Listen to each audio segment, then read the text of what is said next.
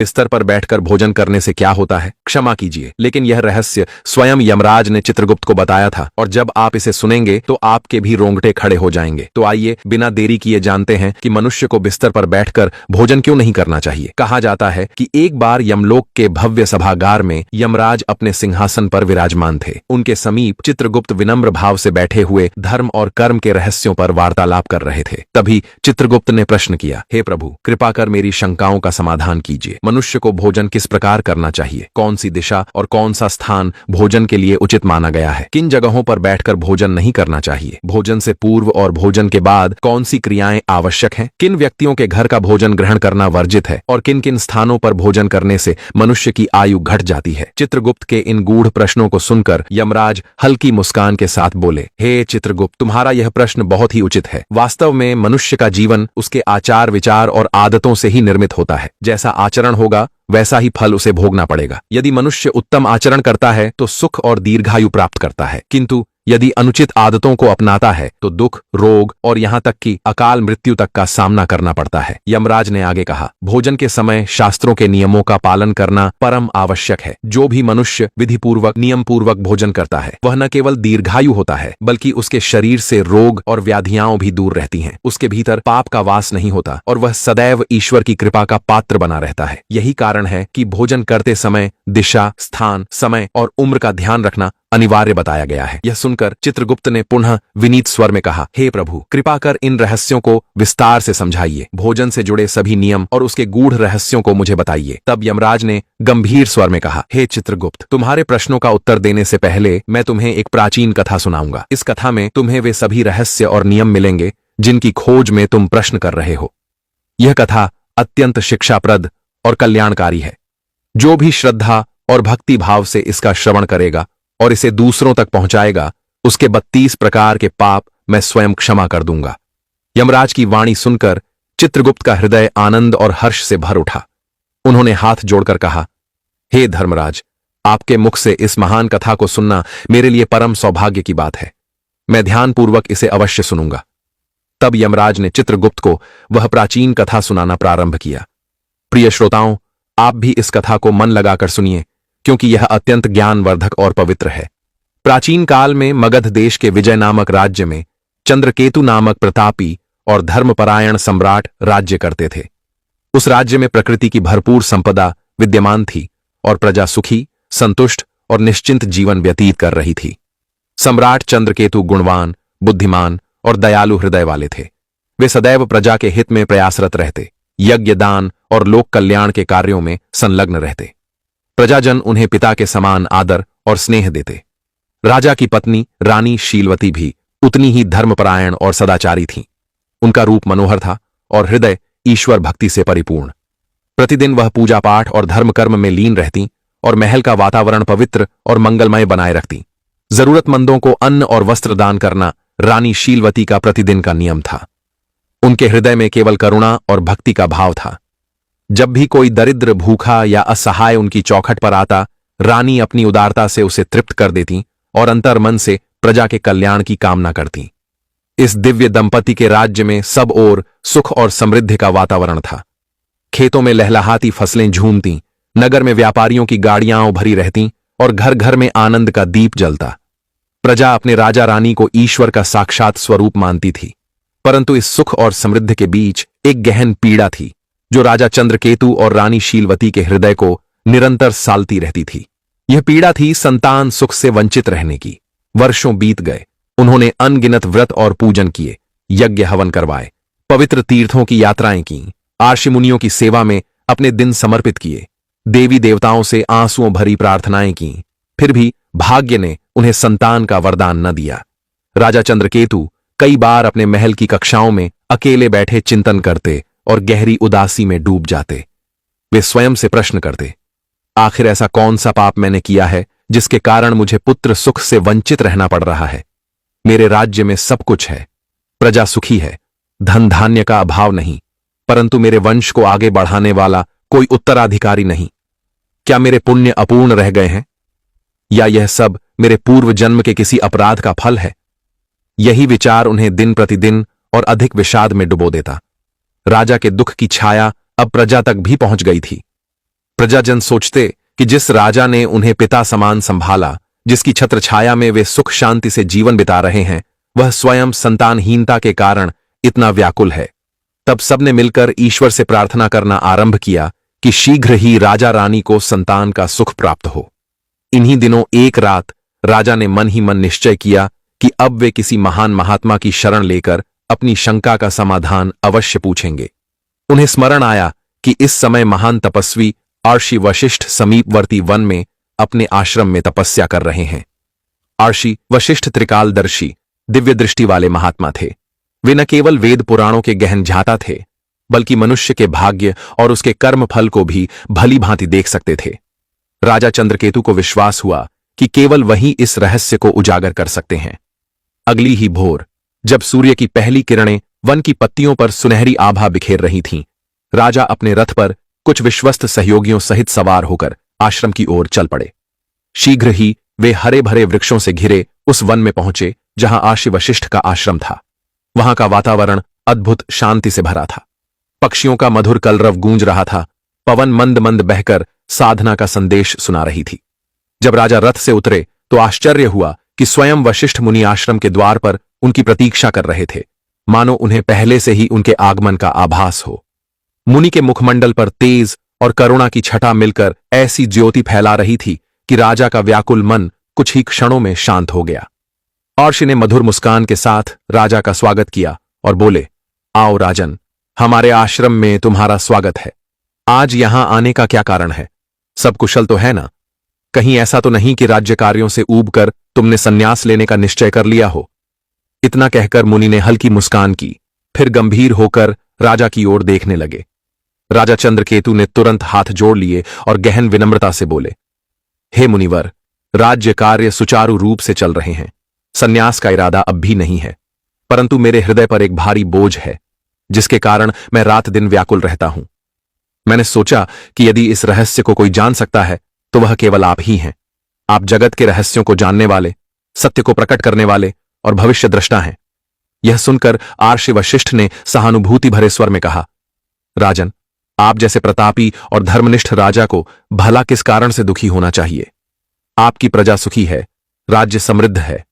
फिर भी यदि आपके मन में कोई शंका या कष्ट है तो निसंकोच कहिए। मैं अपनी पूरी शक्ति से आपकी सहायता करने का प्रयास करूंगा। तब राजा चंद्रकेतु ने गहरी सांस लेकर अपने मन का बोझ प्रकट किया। उनकी आंखों में नमी आ गई और स्वर भर्रा उठा, हे मुनिवर, मेरे जीवन में केवल एक ही अभाव है।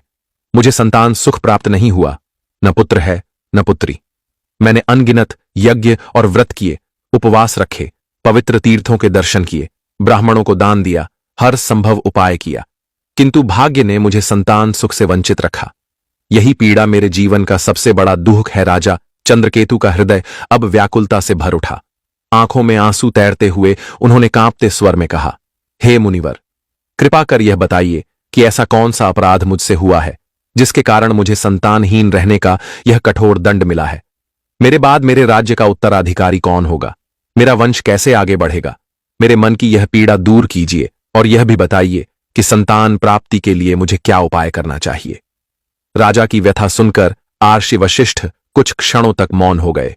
उनकी गहरी शांत आंखें धीरे धीरे बंद हो गईं और वे समाधि में लीन होकर अपनी दिव्य दृष्टि से राजा चंद्रकेतु के पूर्व जन्म के कर्मों का निरीक्षण करने लगे।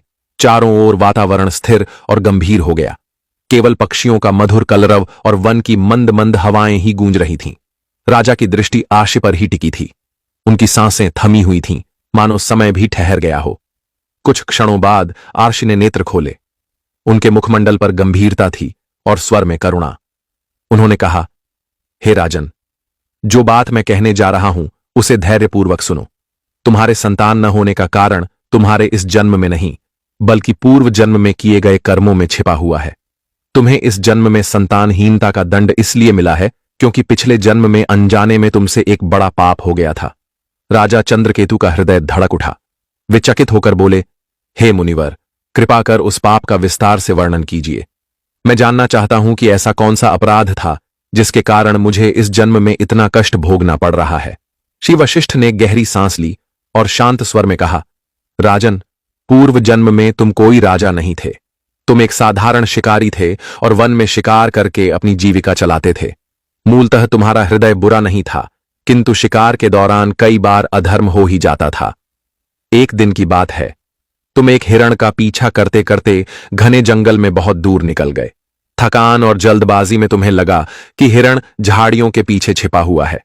तुमने बिना देखे ही उस दिशा में तीर चला दिया, परंतु दुर्भाग्यवश वहां कोई हिरण नहीं था। वहां तो एक गौ माता अपने छोटे से बछड़े को प्रेम पूर्वक दूध पिला रही थी। तुम्हारा तीर सीधे उस पवित्र गौ माता को जा लगा। वह गाय असह्य पीड़ा से कराह उठी और भूमि पर गिर पड़ी।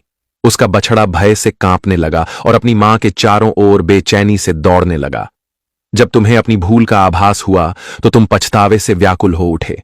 तुम तुरंत भागकर गाय के पास पहुंचे, उसकी देखभाल करने लगे, उसके घाव को भरने के उपाय करने लगे, परंतु नियति को कुछ और ही मंजूर था। कुछ देर बाद वह पवित्र गौ माता तड़प तड़प कर प्राण त्याग बैठी। हे राजन, यह गौ हत्या का पाप था, चाहे वह अनजाने में ही क्यों न हुआ हो, किंतु यह इतना गंभीर अपराध था कि उसके फलस्वरूप तुम्हें इस जन्म में संतान सुख से वंचित रहना पड़ा है। गौ माता को व्यर्थ कष्ट पहुंचाना या उनकी हत्या करना महापाप माना गया है, क्योंकि गौ माता को देवत्व प्राप्त है। वे समस्त देवताओं का निवास स्थान है। इसलिए उस अपराध का दंड तुम्हें इस जन्म में संतानहीनता के रूप में भुगतना पड़ा है। पूर्व जन्म का यह रहस्य सुनकर राजा चंद्रकेतु की आंखों से अश्रुधारा बह निकली। वे विलाप करते हुए बोले, हे मुनिवर, मुझे गहन पश्चाताप हो रहा है कि अज्ञानवश मुझसे ऐसा महापाप हो गया।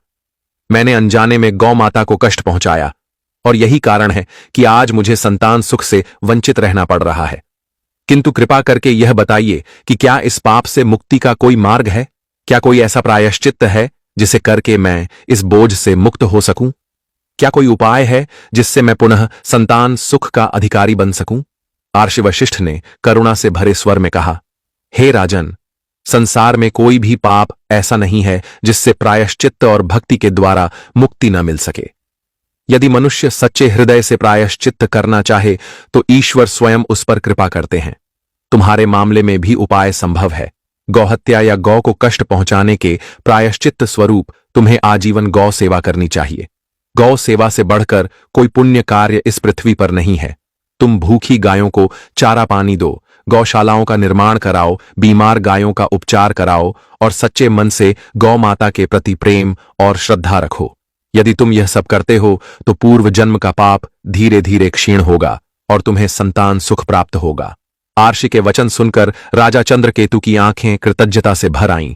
वे तुरंत आर्षि वशिष्ठ के चरणों में गिर पड़े और नम्र स्वर में बोले, हे मुनिवर, मैं अवश्य आपके बताए मार्ग का पालन करूंगा। गौ माता की सेवा करके ही मैं अपने पाप धोने का प्रयास करूंगा। आर्षि वशिष्ठ ने उनके सिर पर हाथ रखकर आशीर्वाद दिया और कहा, राजन, तुम्हारा यह संकल्प अवश्य ही सफल होगा। इसके बाद उन्होंने राजा को स्नेहपूर्वक विदा किया। राजा चंद्रकेतु आश्रम से लौटे तो उनका हृदय श्रद्धा और विश्वास से भर गया था। उन्होंने तुरंत ही पूरे राज्य में गौ सेवा का आयोजन प्रारंभ कर दिया। जगह जगह गौशालाएं बनवाईं, स्वयं प्रतिदिन गायों की देखभाल करने लगे। वे सुबह सुबह उठकर गौ माता को चारा डालते, उनके चरण स्पर्श कर आशीर्वाद प्राप्त करते और पूजा अर्चना करते। रानी शीलवती भी इस सेवा में पीछे न रहती। वे गायों को स्नान कराती, बीमार गायों की देखभाल करती और बछड़ों को दूध पिलाने में सहानुभूति दिखाती। दोनों को पूर्ण विश्वास था कि गौ सेवा से उनके जीवन का अंधकार अवश्य दूर होगा। कई महीनों तक निरंतर श्रद्धापूर्वक गौ सेवा करने के बाद आखिरकार उनकी प्रार्थना सफल हुई। एक दिन महल में मंगल ध्वनि गूंजी और रानी शीलवती ने एक सुंदर तेजस्वी पुत्र को जन्म दिया। वर्षों की प्रतीक्षा के बाद संतान सुख पाकर राजा और रानी की प्रसन्नता का ठिकाना न रहा। पूरे राज्य में आनंद का वातावरण छा गया। नगरवासियों ने उत्सव मनाया, ढोल नगाड़े बजे, मंदिरों में दीप जलाए गए और गलियों में फूल बिछा दिए गए। समय धीरे धीरे बीतता गया और राजकुमार हृष्टपुष्ट बालक के रूप में बड़ा होने लगा। राजा और रानी ने उसका पालन पोषण अत्यंत लाड़ प्यार से किया। चूंकि वे वर्षों बाद संतान सुख पाए थे, इसलिए पुत्र की प्रत्येक इच्छा पूरी करने में कभी पीछे नहीं हटते। महल के सेवक भी उसे दुलारते और किसी बात पर कठोर अनुशासन नहीं रखते। परंतु यही अत्यधिक लाड़ प्यार धीरे धीरे राजकुमार को अनुशासनहीन बना रहा था।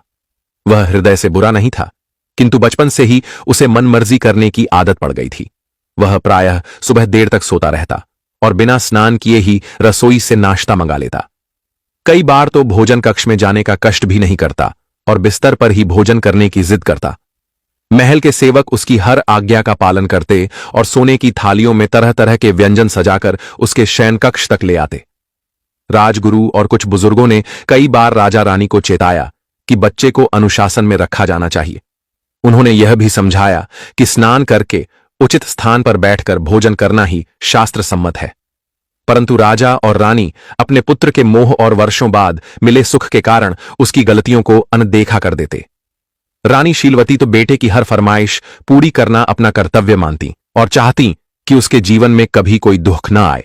इसी प्रकार समय बीतता गया और देखते देखते राजकुमार किशोरावस्था में प्रवेश कर गया। जब वह 16 वर्ष का हुआ तो राजा चंद्रकेतु ने मन ही मन उसे अपना उत्तराधिकारी मानना शुरू कर दिया। उन्हें विश्वास था कि भविष्य में वही उनके वंश और राज्य को आगे बढ़ाएगा, किंतु विधि को कुछ और ही मंजूर था। अचानक ही एक दिन राजकुमार गंभीर रोग से पीड़ित हो गया। उसका शरीर दुर्बल होने लगा और आंखों की चमक मंद पड़ गई। राजवैद्यों ने हर संभव उपाय किए, दूर दूर से वैद्य बुलाए गए, यज्ञ और प्रार्थनाएं की गईं, किंतु सब व्यर्थ सिद्ध हुआ। कुछ ही दिनों में वह रोग भयंकर रूप धारण कर गया और दुर्भाग्यवश किशोर राजकुमार ने अपने प्राण त्याग दिए।